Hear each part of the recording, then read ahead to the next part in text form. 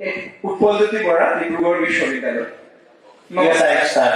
মাননীয় অধ্যক্ষ মহোদয় আৰু মহামান্য সদন, অধ্যক্ষ মহোদয়, আজি সন্মানীয় বিৰোধী পক্ষৰ এগৰাকী সদস্যই আমাক কৈ থৈ যায় যে 1971 চনৰ পাছত অসমলৈ অহা প্ৰতিজন নাগৰিকক আমি বিদেশী বুলি চিনাক্ত কৰি বিতৰণ কৰিব পাৰিলে আমাৰ ভৱিষ্যতটো সুৰক্ষিত হ'ব। অধ্যক্ষ মহোদয়, আন এগৰাকী বিৰোধী পক্ষৰ সদস্যই আমাক কৈ থৈ যায় যে অসমীয়া জাতিটোক প্ৰত্যেকটো ক্ষেত্ৰত সংৰক্ষণৰ ব্যৱস্থা কৰিলে আমাৰ জাতিটোৰ ভৱিষ্যত সুৰক্ষিত হ'ব। কিন্তু অধ্যক্ষ মহোদয়, এই দুয়োটা কথা উল্লেখ থকা যেতিয়া আমি অসম চুক্তিখনৰ ৰূপায়ণৰ কথা কওঁ তেতিয়া তেওঁলোকে আমাক আমি সদনত বিৰোধিতা কৰে। অৰ্থাৎ অধ্যক্ষ মহোদয়, তেওঁলোকে নিজেই নাজানে যে এই সংৰক্ষণ আৰু এই বিদেশী বহিষ্কাৰৰ কামটো আমি অসম চুক্তি ৰূপায়ণৰ বাদ দি আন কোনো পথেদি কৰিব নোৱাৰো। আজি বাস্তৱিকতাখিনি তেওঁলোকে বুজি পোৱা উচিত আছিল আৰু বুজি পাই আমাৰ সৈতে একমত হোৱা উচিত আছিল। সেইবাবে অধ্যক্ষ মহোদয় সমৰ্থন কৰিছো উত্থাপিত বিধেয়কখন। অধ্যক্ষ মহোদয়, আজি আমাক বাৰে বাৰে স্পষ্ট কৰি থৈ গ'ল যে অৰ্থনৈতিক, ভাষিক, ভূমি অধিকাৰ পাহৰি আমি কেনেদৰে জাতিটোক এই দুটা বিষয়ৰ জৰিয়তে সংৰক্ষিত কৰিব পাৰিম। আজি অধ্যক্ষ মহোদয়, অৰ্থনৈতিক জাতীয়তাবাদৰ নামত আমি কি কৰিছো? আজি অৰ্থনৈতিক জাতীয়তাবাদৰ নামত আমি নিজৰ জাতীয় উৎসৱ বিহুটো পাতিবলৈ বনিয়াৰ পৰা টকা লৈছো। আজি আমি ভাষাৰ নামত কি কৰিছো? আজি আমি ভাষাৰ নামত কোনোবা বিদেশী বনিয়াৰ দোকানৰ আঁৰৰ হৰ্ডিংখন ইংৰাজী পৰিৱৰ্তে অসমীয়াত লিখিবলৈ বাধ্য কৰাইছো।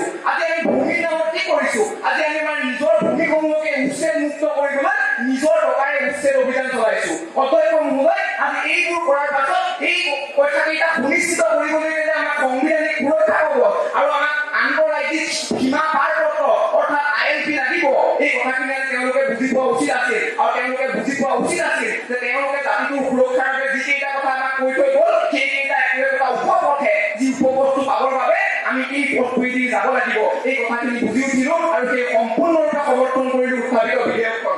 অধ্যক্ষ মহোদয়, মহম্মদ কামালুদ্দিন ভাৰ্চেছ অসম ৰাজ্যৰ ওচৰত সন্মানীয় গুৱাহাটী উচ্চ ন্যায়ালয়ে স্পষ্টৰূপে উল্লেখ কৰিছে যে অসমৰ ভোটাৰ তালিকাত বিদেশী প্ৰব্ৰজনকাৰীয়ে ইতিমধ্যে স্থান লৈছে। অধ্যক্ষ মহোদয়, আমি বাস্তৱিক প্ৰমাণ পাইছো যে বিদেশী প্ৰব্ৰজনকাৰীয়ে অসমৰ ভোটাধিকাৰৰ লগতে অসমৰ বিধানসভাত বিধায়কৰ পদ পৰ্যন্ত অৰ্জন কৰিবলৈ সক্ষম হৈছে ভুৱা নথি পত্ৰৰে। এনে সময়ত অধ্যক্ষ মহোদয়, যিটো সময়ত বিদেশী প্ৰব্ৰজনকাৰী পাৱা আমাৰ ৰাজনৈতিক অধিকাৰ আমাৰ পৰা যাবলৈ লৈছে, সেই সময়ত অধ্যক্ষ মহোদয় ৰাজনৈতিক অধিকাৰ সুনিশ্চিত কৰাৰ অবিহনে আমি কোনো প্ৰকাৰে জাতিটোক সুৰক্ষিত কৰিব নোৱাৰো। এই কথা বুজি উঠিছো। সেয়ে আজি সাংবিধানিক ৰক্ষা পাব আৰু আন্তঃৰাজ্যিক পাৰপত্ৰৰ প্ৰয়োজনীয়তা অনুভৱ কৰি এনে এখন বিধেয়ক সমৰ্থন কৰিছো।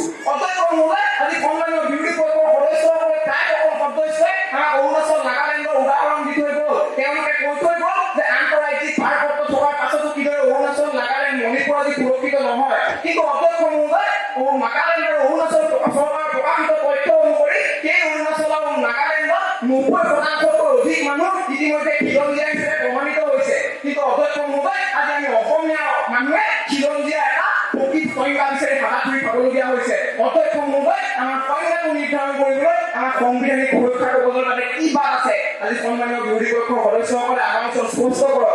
অধ্যক্ষ মহোদয়, তেওঁলোকে আজি আমাক জ্ঞানহীন বুলি এজনে হাঁহি থৈ যায়, আনজনে আকৌ অৰুণোদয়ৰ জৰিয়তে 1500 টকা পায় বুলি 1250 টকাৰ সেই ভুল তথ্যটো কলমত প্ৰকাশ কৰি থৈ যায়। অৰ্থাৎ অধ্যক্ষ মহোদয়, তেওঁলোকে আজি অসম চৰকাৰে দিয়া এখন আঁচনিত কেই টকা মুক্তভাৱে হস্তান্তৰ কৰা হয় সেই জ্ঞানৰ কথাই নাজানে। তাৰপাছত তেওঁলোকে আমাক জ্ঞানহীন বুলি হাঁহি থৈ যায়। অধ্যক্ষ মহোদয়, তেওঁলোকে আজি অসমীয়া জাতিটোক কৰ্মহীন বুলি কৈ থৈ যায়। যি অসমীয়া জাতিয়ে গঢ় দিছিল মায়াবিনী কেমিকেলছৰ, যি অসমীয়া জাতিৰ মণিৰাম দেৱানে অসমত চাহ উদ্যোগ প্ৰতিষ্ঠা কৰিছিল। অধ্যক্ষ মহোদয়, অসমীয়া জাতি কৰ্মহীন নহয়।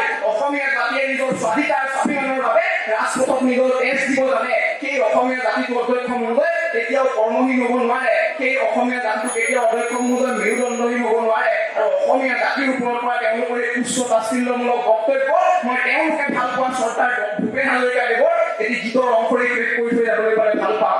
তই বিশ্বৰ শৰীৰত অংগু অংগ হলে বিশ্বই জানো ভাল পাব। পৃথিৱীত জননী সচেতন নহলে প্ৰায় কৌশিকাতে হেৰাব। ধন্যবাদ অধ্যক্ষ মহোদয়, ধন্যবাদ। নমস্কাৰ।